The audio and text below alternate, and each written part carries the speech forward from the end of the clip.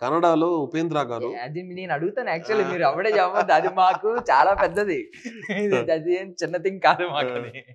ఉపేంద్ర గారికి cheap song అని ఒక పాట ఉంది, ట్రాల్ సాంగ్ అని ఒకటి ఉంది, రెండు పాడాను.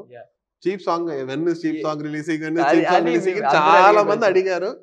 ఐఎమ్ ఆల్సో ఆస్కింగ్ అజనీష్ గారు అగైన్ అండ్ అగైన్, ఎప్పుడు when are releasing the cheap song అంటే లిరిక్స్ బికేమ్ వైరల్ అండ్ బాగా కెలికి కరెక్ట్ గా. Actually even I'm waiting because the lyrics are, it's not what you think, it is very different.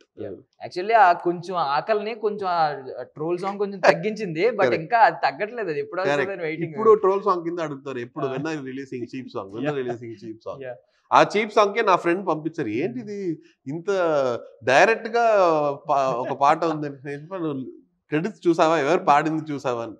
అతనే ఆ కథని మీది చెప్పాను నేను. మా క్లోజ్ ఫ్రెండ్ విని, వినడా ఏంటి తమిళ్లో, ఏంట్రా ఇది ఫుల్ డైరెక్ట్ అటాక్ గా ఉంది లిరిక్స్ అంటే, చెప్పా నువ్వు ఎవరు పాడారని వీళ్ళు చూసావా అని. నువ్వే పాడా. సో నా దగ్గర లేదండి, 30 seconds మళ్ళీ పాడండి. మాకు చిన్న గ్లిమ్స్ వచ్చింది కదా, వాడిది చాలా పెద్దది, నాది చాలా పెద్దది, ఆ సాంగ్ పాడాలి అది. ప్లీజ్ ప్లీజ్ ఆ 30 seconds. ఓకే, సో మీరు చాలా అడిగిన దానివల్ల this cheap song it's going to release hopefully soon. Just a glimpse.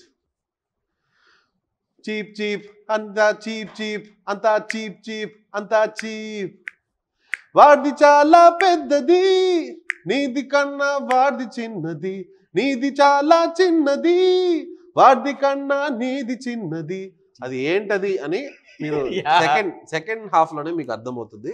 So hold on to your horses, మీరు అనుకునేది కాదు.